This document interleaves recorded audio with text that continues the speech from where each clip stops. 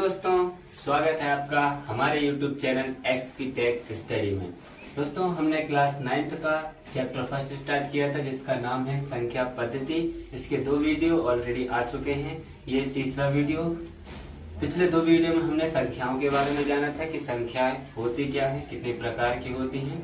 तो आइए अब उसके आगे बढ़ते हैं। अब हम आते हैं सीधे प्रश्नावली पर। तो प्रश्नावली 1.1 देखिए क्या है।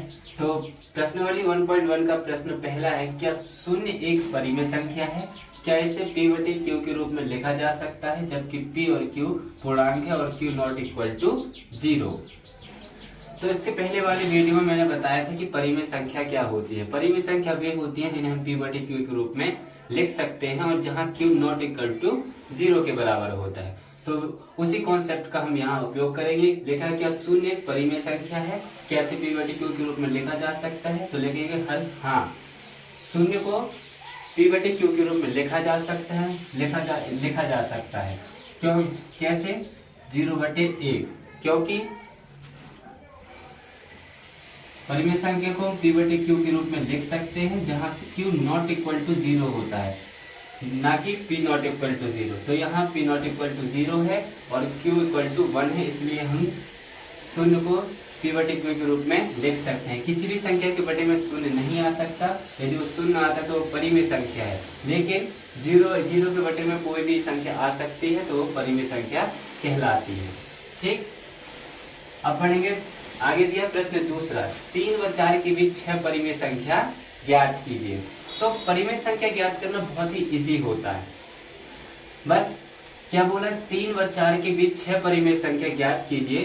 तो यदि 6 परिमेय संख्या बोले तो अपन उसमें 7/7 का गुणा कर देते हैं। कैसे? आइए देखते हैं।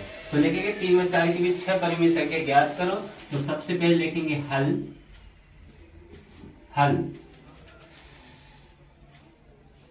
3 व 4 के बीच 6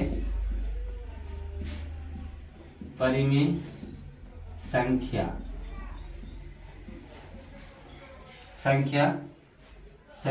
तब देखिए 3 को अपन कितना लिख सकते हैं? 3/1। 3/1 में कितने का गुणा करना मैंने भी बताया, जितनी बोले उससे एक ज्यादा। मतलब यदि 6 परिमेय संख्या बोले तो उससे एक ज्यादा का गुणा कर दें, 7/7 का गुणा कर दें। और 4 को क्या लिख सकते हैं? 4 को 4/1 गुणित 7/7। तो देखिए अब यहाँ हो जाएगा मल्टीप्लीकेशन, ऊपर का ऊपर और नीचे का नीचे होता है। तो 7 कितना हो गया? 21 और 7 एकम 7। यहाँ कितना हो जाएगा? 7 चौके 28 और 7 एकम 7। अब 21/7 और 28/7 के बीच हम 6 परिमेय संख्या आसानी से लिख सकते हैं। कैसे? इसलिए फिर लिख सकते हैं 21/7। 21 के बाद कितना आता है? 22/7। फिर कितना आता है? 23/7। ठीक है, फिर कितना आता है? 24/7, 25/7, 26/7, 28/7। ठीक, तो 21, 22, 23, 24, 25, 26, 27, सॉरी यहाँ 27 आएगा, 27/7 और 28/7। तो इसको यदि कोई कट रही हो तो संख्या काट दो। जैसे 7 एकम 7, 7 3 21, ये कट गई। ये कितना? 22/7 नहीं कटेगा, जैसे का तैसा रहने दें। 23/7 नहीं कटेगा, जैसे का तैसा रहने दें। 24/7, 25/7, 26/7 और 27/7। और लास्ट में ये भी कहते हैं 7 एकम 7, 7 चौके 28। तो ये हो गई 3 और 4 के बीच 6 परिमेय संख्या। 22/7, 23/7, 24/7, 25/7, 26/7 और 27/7। चलिए दोस्तों, इसके आगे कंटिन्यू करते हैं। प्रश्न तीसरा दिया है, 3/5 और 4/5 के बीच 5 परिमेय संख्या ज्ञात कीजिए। इससे पहले वाले क्वेश्चन में मैंने बताया था कि परिमेय संख्या ज्ञात करना बहुत ही सरल है। सिर्फ जितनी संख्या बोले उससे एक ज्यादा से गुणा और भाग कर देना है। जैसे यहाँ बोला 3/5 और 4/5 के बीच 5 परिमेय संख्या ज्ञात कीजिए। तो हमें 6/6 का गुणा कर देना है। कैसे, देखिए सबसे पहले लिखेंगे हल। हल में क्या लिखेंगे, 3/5 और 4/5 के बीच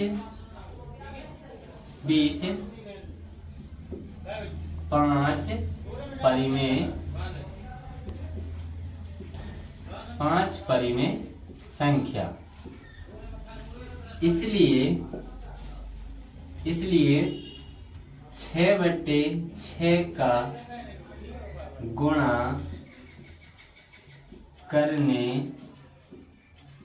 पर, इसलिए 6/6 का गुणा करने पर कैसे, हल बराबर 3/5 में 6/6 का गुणा कर दें और 4/5 पर 6/6 का गुणा कर दें। अब गुणा कैसे होता है, ऊपर का ऊपर और नीचे का नीचे। जैसे 6 में 3 का गुणा करेंगे तो 6 तिया 18 और 5 छक्का 30। वैसे ही 6 चौके 24 और 5 छक्का 30। दिया है 3/5 और 4/5 के बीच 5 परिमेय संख्या ज्ञात कीजिए। जैसे कि मैंने इससे पहले बताया था, बस ये जितनी भी संख्या बोले उससे एक ज्यादा से गुणा भाग कर देते हैं। जैसे 3/5 और 4/5 के बीच यदि 5 परिमेय संख्या ज्ञात करनी हो तो उसमें हम 6/6 का गुणा कर देते हैं। तो देखिए जैसे हल मैंने किया है 3/5 और 4/5 के बीच 5 परिमेय संख्या, इसलिए 6/6 का गुणा करने पर। तो देखिए 3/5 में हमने 6/6 का गुणा कर दिया और 4/5 में 6/6 का गुणा कर दिया। अब यहाँ होगा गुणा तो ऊपर का ऊपर होता है और नीचे का नीचे होता है। तो 6 तिया 18 और 6 पंचे 30 और यहाँ भी कर देते हैं तो 6 चौके 24 और 6 पंचे 30। अब 18/30 और 24/30 के बीच जितनी भी संख्या आएंगी वो परिमेय संख्या होंगी। उनमें से अपन कोई 5 लिख देंगे। तो 18/30 के आगे से 19/30, 20/30, 21/30, 22/30, 23/30 और 24/23। तो देखिए 18/23 और 24/30 के बीच 5 परिमेय संख्या ये हो गई। तो इसमें आप एक चीज ध्यान दिए होंगे कि यहाँ पर 30 जो है वो एक सा है। तो कभी भी परिमेय संख्या ज्ञात करने के लिए उनके हर जो है हमको समान करना पड़ता है। ऐसी संख्या का गुणा करना पड़ता है जिससे उनके हर समान हो जाए। जैसे हम 5 परिमेय संख्या थी तो हमने 6/6 का गुणा कर दिया। हमें दिख रहा था क्योंकि एक सा हो रहा है, यहाँ एक से हर है, क्योंकि यहाँ पर जब 6 का गुणा करेंगे तो 6 पंचे 30 आता है और यहाँ भी 6 का गुणा करेंगे तो 6 पंचे 30 आता है। अब इसको काट देते हैं। सबसे पहले हम इसको कितने 3 से काटते हैं तो 3 छंग 18 और 3 धाम 30। एक बार 2 से और जाएगा तो 2 तिया 6 और 2 पंचे 10। तो ये कितना हो गया 3/5। और भी कोई संख्या कट रही है तो उसको काट, जैसे 19/30 नहीं कट रही तो हम 19/30 लिख दिया। 20/23 ये शून्य से ये शून्य खत्म हो जाते हैं तो 2/3 बचा। यहाँ 21 है तो कितने 3 से कट 3 सत्ते 21 और 3 धाम 30। तो कितना हो गया 7/10। वैसे ही 22/30 भी संख्या कट रही है, 2 से काटते हैं, 2 एक कम 2 एक कम 2 2 एक कम 2 और 2 15 30। ठीक, तो कितना है 11/15। 23/30 नहीं कट रही तो उसको जैसे का तैसा लिख दिए। और 24/30 जैसे अपन 3 से काटे 3 अट्ठे 24 और 3 धाम 30। फिर 2 से कट रही है तो 2 चौके 8 और 2 पंचे 10। तो कितना लिख दिए 4/5। तो ये हो गई 3/5 और 4/5 के बीच 5 परिमेय संख्या। चलिए दोस्तों बढ़ते हैं अपने इस प्रश्नावली के अंतिम क्वेश्चन की ओर। तो प्रश्न चौथा लास्ट क्वेश्चन क्या दिया है, क्या निम्नलिखित कथन सत्य हैं? यदि सत्य है तो कारण सहित इनका उत्तर दीजिए। तो इसमें पहला पूछा है क्या प्रत्येक प्राकृत संख्या एक पूर्ण संख्या होती है? दोस्तों मैंने क्लास के स्टार्टिंग में फर्स्ट वीडियो में बताया था कि प्राकृत संख्या क्या कहलाती है। प्राकृत संख्या वे होती है जो 1 से प्रारंभ होकर अनंत तक जाती है, और पूर्ण संख्या क्या होती है जो 0 से प्रारंभ होकर अनंत तक जाती हैं उन्हें क्या बोलते हैं, पूर्ण संख्या। और जो प्राकृत संख्या होती है वो 1 से प्रारंभ होकर अनंत तक जाती है। यदि थोड़ी देर के लिए यदि अपन 0 को हटा दें तो देखिए पूर्ण संख्या और प्राकृत संख्या दोनों सेम हो जाती हैं। तो इसका उत्तर क्या हो जाएगा, हाँ, प्रत्येक प्राकृत संख्या एक पूर्ण संख्या होती है। तो ये कथन क्या हो जाएगा, सत्य हो जाएगा। ठीक। दूसरा पूछा, प्रत्येक पूर्णांक संख्या एक पूर्ण संख्या होती है। देखिए मैंने पूर्णांक बताया था, पूर्णांक को इंग्लिश में बोलते हैं इंटीजर। पूर्णांक बताया था कि सभी धनात्मक और ऋणात्मक संख्या पूर्णांक संख्या होती हैं।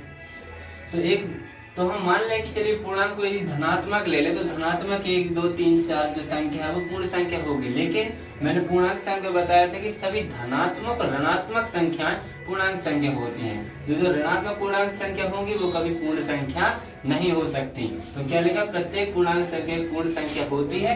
तो ये क्या हो जाएगा, असत्य हो जाएगा, क्योंकि ऐसा नहीं हो सकता। ठीक। प्रश्न तीसरे में दिया है, प्रत्येक परिमेय संख्या एक पूर्ण संख्या होती है। तो ये तो ऑब्वियसली देखा ही रहा है कि ऐसा हो ही नहीं सकता। क्यों, क्योंकि देखो परिमेय संख्या को हम p/q के रूप में लिखते हैं। मान लीजिए मैंने लिख दिया 3/4, तो 3/4 है ये एक परिमेय संख्या है। तो क्या पूर्ण संख्या हो सकती है? पूर्ण संख्या तो हमारी 1 2 3 4 5 डैश डैश ऐसी होती हैं। तो बटे के रूप में कैसे हो सकती हैं? तो प्रत्येक परिमेय संख्या एक पूर्ण संख्या नहीं है। तो ये भी क्या हो जाएगा, असत्य हो जाएगा। ठीक, असत्य हो जाएगा। तो ये हमारी प्रश्नावली 1.1 खत्म होती है और हमारा वीडियो यही खत्म होता है। तो चैनल को सब्सक्राइब कीजिए, लाइक कीजिए, कमेंट कीजिए और शेयर कीजिए। और आप मिलते हैं नेक्स्ट वीडियो में। धन्यवाद।